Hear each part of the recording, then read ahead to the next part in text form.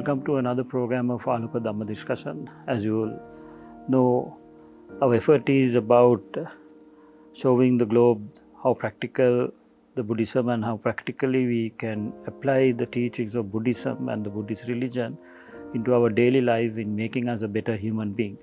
As always, today also we have in our studio Venerable Sandranka Kalyana Thero and Venerable Gampa Sumanawasa Thero. With greatest gratitude on behalf of JAYA TV and Malasekara Foundation, I welcome both of you, sirs. Today, we spoke about last week about how we can learn from mistakes and how we can use that to win. But one of the important things is that what we believe and what we want is always we want to do big things and win big. But we should not think that we can win big always. We should focus on starting small and moving forward slowly with small wins. Venerable Gampa Sumanawasa Thero, so what is the advice and the direction we get from Buddhist philosophy about this? Is it about starting small and winning small, or straight away going into big wins and win big? අනුපුබ්බේන මේදාවී තෝක තෝකං කනේ කනේ කම්මාරෝ රජතස්සේව නිද්දමේ මල මත්තනෝ. With respect to Venerable Sandalankawe Kalyandassana Thero, Mr. Karagal and dear devotees, first I would like to ask a question. Can you eat an elephant at once? You can't eat it straight away at once, can you? But you can do it slowly, one bite at a time. Same way, you can't go for a big win straight away. Dear devotees, the verse I mentioned before can be found in the Malavagga in Dhammapada. What it means is, by digress, little by little, from time to time, a wise person should remove his own impurities, just as a blacksmith removes the rust of silver. There is a related story for this. While residing at Jayatwana monastery, the Lord Buddha preached this verse with reference to a Brahmin. Dear devotees, one day early in the morning, a Brahmin went out of the city, stopped at where the monks put on their robes, and stood and watched them as they put on their robes. Now this place was thickly overgrown with grass. As one of the monks put on his robe, the skirt of the robe dragged through the grass and became wet with drops of dew. The Brahmin then thought, the grass here should be cut away from this place. So on the following day, he took his mattock, went there and cleared the place and made it as clean and smooth as a threshing floor. The day after that, he went to that place again. As the monks put on their robes, he observed that the skirt of the skin of one of the monks dropped to the ground and dragged in the dust. The Brahmin then thought, sand should be sprinkled here. So he bought sand and sprinkled it on the ground. Then one day, before breakfast, the heat was very intense. On this occasion, he noticed that as the monks put on their robes, sweat poured from their bodies. Again, the Brahmin thought, I should build a pavilion here. Accordingly, he built a pavilion. Again, one day in the morning, it rained. On this occasion also, the Brahmin watched the monks. He noticed that their robes were wetted by the drops of rain. Then he thought, here I should build a hole so that the monks can easily and comfortably wear their robes. So then he built a hole in that place. When the hole was finished, he thought to himself, now I should hold a festival in honor of the completion of the hole. And he invited the congregation of monks presided over by the Lord Buddha, and had the monks sit within and outside the hall and gave alms. At the conclusion of the meal, he took the Lord Buddha's bowl to permit him to pronounce the words of thanksgiving. He said, Venerable Sir, as I stood in this place when the monks were putting on their robes and watched them, I saw many things, and I did many things as well. Starting from the beginning, he told the Lord Buddha everything that had happened. The Buddha listened to his words and said, Brahmin, by digress, little by little, from time to time, a wise person should remove his own impurities, just as a blacksmith removes the rust of silver. Dear devotees, so even when you are doing wholesome deeds, you have to practice that gradually. Just as in the story, the Brahmin did the meritorious deeds accordingly at the right time and at the required level. So, dear devotees, if you are applying all the strategies at the beginning, you might fail because it will be a big burden to your mind. But if you are doing the task by taking one small step at a time, you can complete it without any exhaustion. Mr. Karagala, this is how you can move forward and become successful in both your day-to-day life and spiritual life. So, well, it's very clear and understandable that what matters the most is keep moving forward with small start and continuous progression. While doing that, it is very, very important for us to make sure that we do not lose the focus and the direction towards the goal we have set.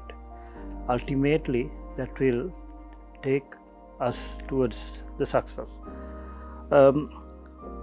Venerable Sanlanka Kalandasana Thero, today we spoke about taking small steps gradually, and last week we spoke about importance of mastering a skill and the craftsmanship. Both of these things, to do both of these things, it is important for us to continuously and gradually train ourselves. So how Buddhism advises us to train ourselves in our mundane and super mundane life, both? With respect to Venerable Gampaha Sumanawansa Thero, Mr. Karagala, and their devotees, in the Anguttara Nikaya Paharada Sutta, now this fact is very clearly taught. One day, Asura named Paharada came to meet Lord Buddha. There the blessed one asked, "Why do you like the ocean?" Then the Asura explained in 8 facts as to why he likes the ocean. The first fact is because the ocean doesn't drop abruptly, but it gradually inclines. That is the thing why they like the ocean.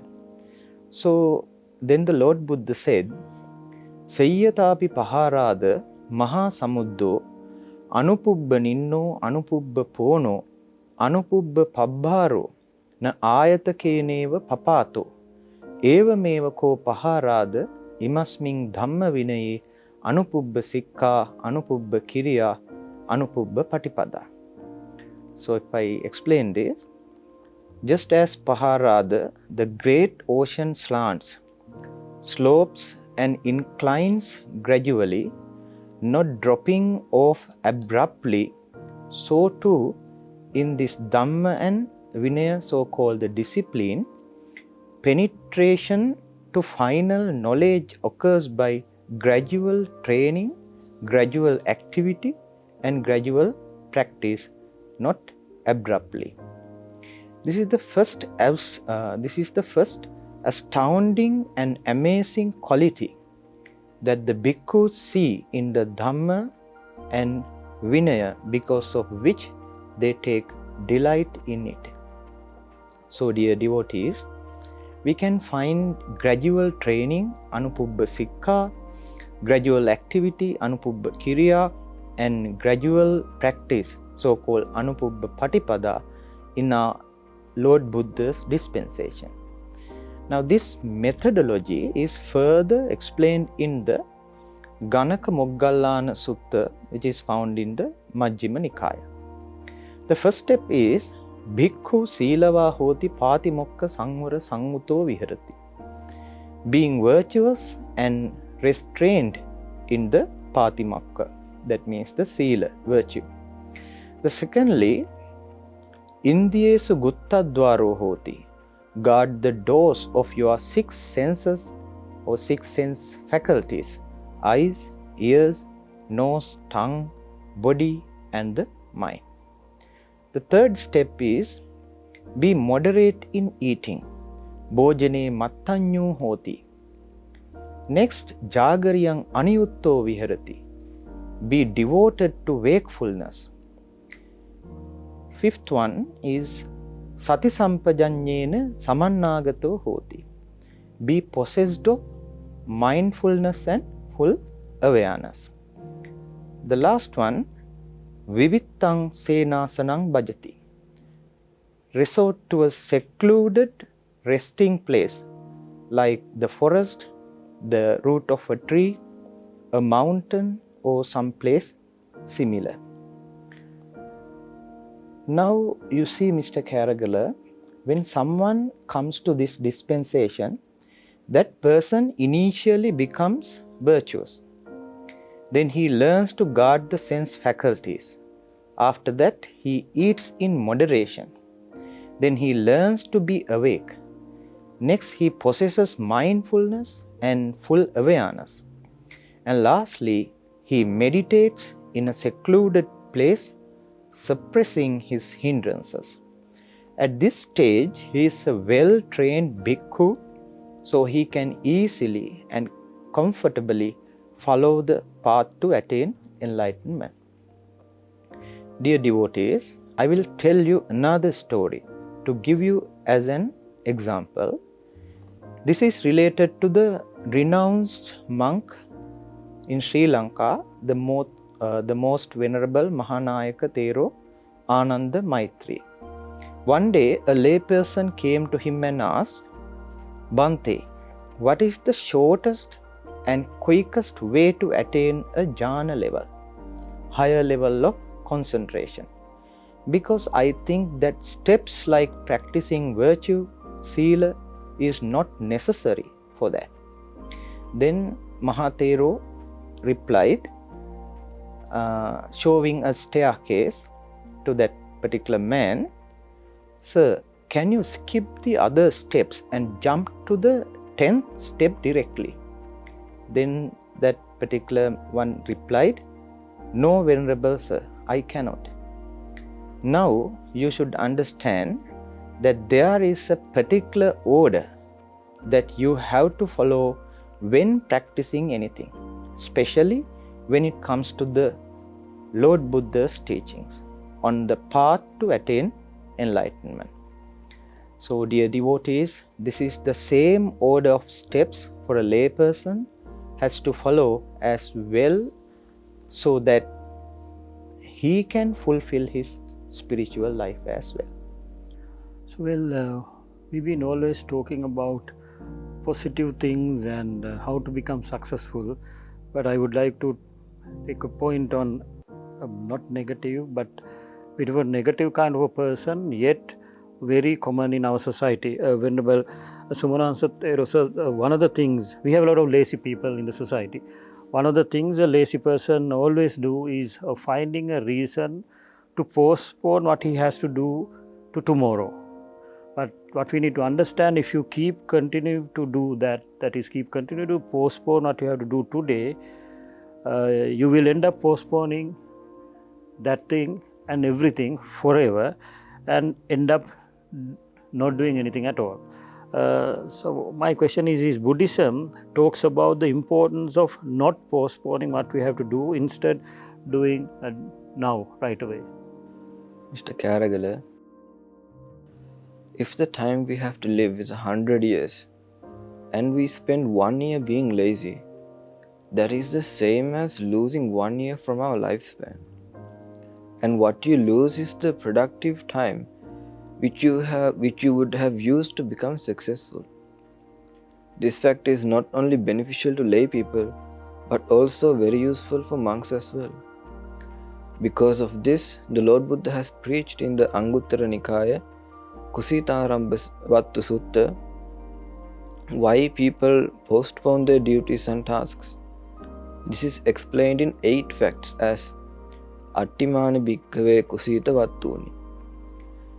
The first one, here someone thinks, I have a big task to do soon, and while I am doing that task, I will become very tired. Because of this, I should take a rest now. Thinking in such a manner, he postpones things he has to do right now and goes to sleep and doesn't put in any effort.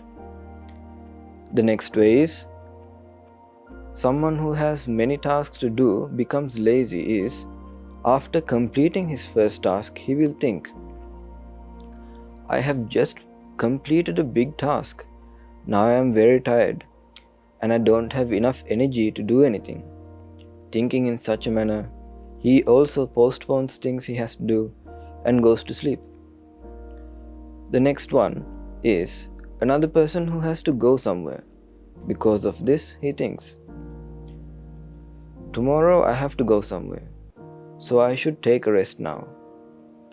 Thinking in such a manner, he also postpones things he has to do and goes to sleep. The fourth one is, after returning from his trip, he thinks, I just returned from my trip, so I am very tired and I should take a nap.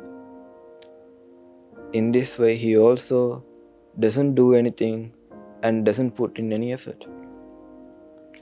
Then the next way is, after eating only a little bit of food, he thinks, I only ate a small amount of food today, so I don't have enough energy in me to do anything.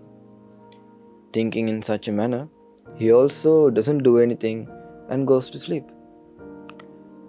The sixth way someone becomes lazy is, on a day he eats until his stomach is full, he also thinks, my body is too heavy today. I can't do anything because of this weight. So I should take a rest now and do my work later. Thinking in such a manner, he postpones things he has to do and goes to sleep. The seventh one is, someone after starting to feel sick, he thinks, I am starting to become sick, so if I work, my illness might worsen. Thinking in such a manner, he also postpones things he has to do and doesn't put in any effort. The last one is, someone after recovering from their illness thinks, I just recovered from my illness, so I can't do anything because my body is weak. Thinking in such a manner, he also postpones things he has to do right now, goes to sleep and doesn't put in any effort. Mr. Karagala, lazy people think and say things similar to this manner and find excuses to postpone their duties and tasks which they have to do right now. So, Venerable Gampa Sumalawansatero explained in detail about the possible excuses a lazy person would give in order to postpone her or his task or a thing which that particular person has to do today. So there's another angle to not doing things, because in our life we will not always be able to do the things we planned. There may be changes due to some sudden changes in the variable and the environment and the events and the activities around us. We may miss some of the things we plan to do because of those changes. But recovering the things and tasks we missed and we would miss tomorrow or next week is one of the most important things we need to do in fulfilling a plan and achieving a target. Venerable Kalandasan Thero, so how Buddhism help us in doing this recovery? Mr. Karagala, to be honest, someone might think that postponing their tasks in the 8 situations that Venerable Sumanavansa Thero said is justifiable. But Lord Buddha, who was the greatest teacher, has preached in the same sutta how a person can be energetic instead of being lazy under those 8 conditions. Now let's look at those one by one. I will give an example for the situation. Let's say that there is a student studying for an exam, but because of a family gathering, he won't be able to study tomorrow. So what he does is, instead of resting, he doubles the amount of studies he does today because he knows he won't be able to study tomorrow. This same attitude can be applied to a meditator as well. For example, let's say he has an alms giving tomorrow, and because of this, he won't be able to do any meditation. So what he does today is he meditates for more hours than usual. This same example can be extended to the second situation as well. Let's say because of an alms giving, you missed your usual meditation hours. So what you have to do is you need to meditate for more hours to cover up the time you missed. For the next two conditions, let's say I have to go on a trip tomorrow, and because of this my routing will be delayed. So what I need to do is complete as much tasks as possible from the task which I would miss tomorrow. In the same manner, after returning from the trip or outing, immediately instead of taking a rest, what I need to do is start doing the task which couldn't do due to my absence. So, dear devotees, for the next situation where someone eats only a little bit of food, what he thinks is, today, as I didn't eat too much food, I am very light-weighted and healthy. So today is the best day to do more tasks instead of sleeping. And he doesn't postpone his tasks. Next, in a situation where someone eats until his stomach is full, thinks, today I have had more than enough food, and because of this I have extra energy. Since I have more energy than usual, I need to attend to more of my duties instead of wasting my time.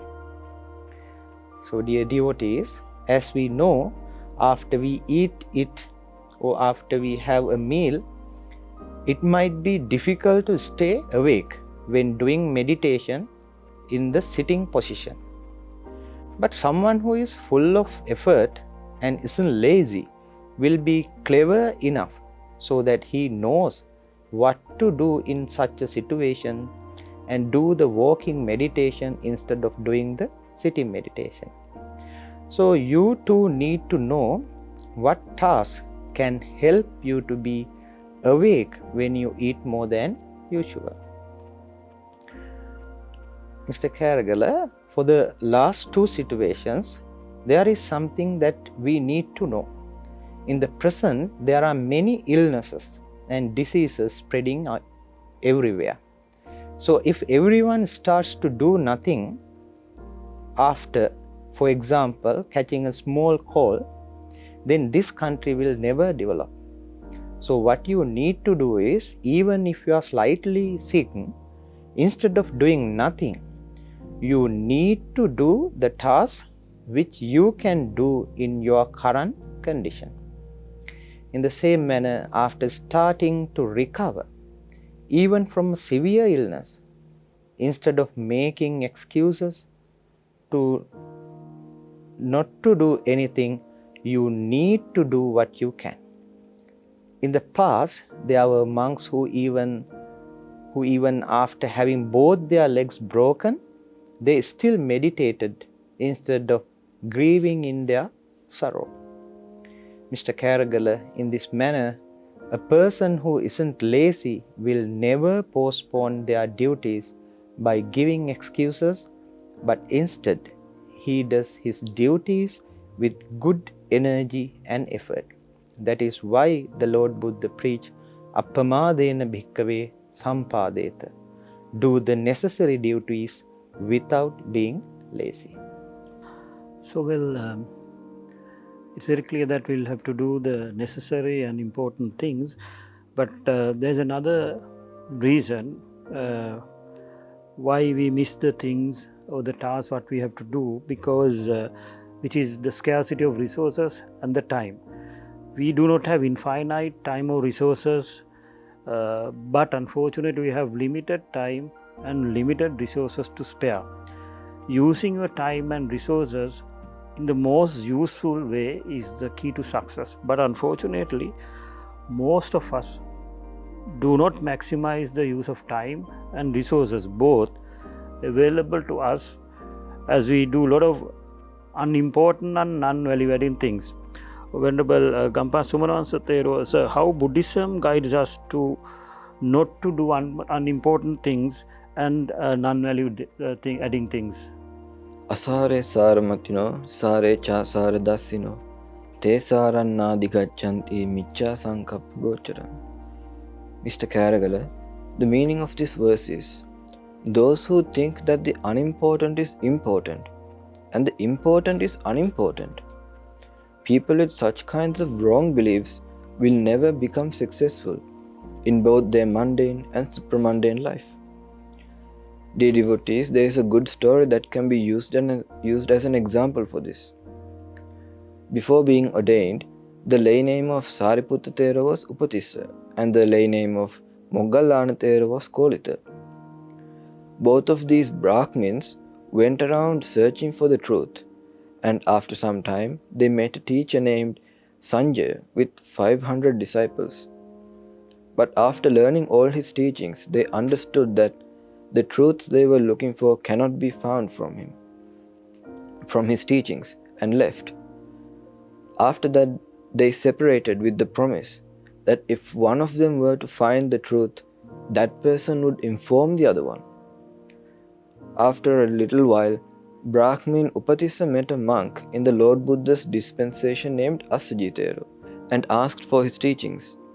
There Assajitero preached a verse. Upatissa was able to achieve the stage of stream enterer, Sovan, after hearing this verse.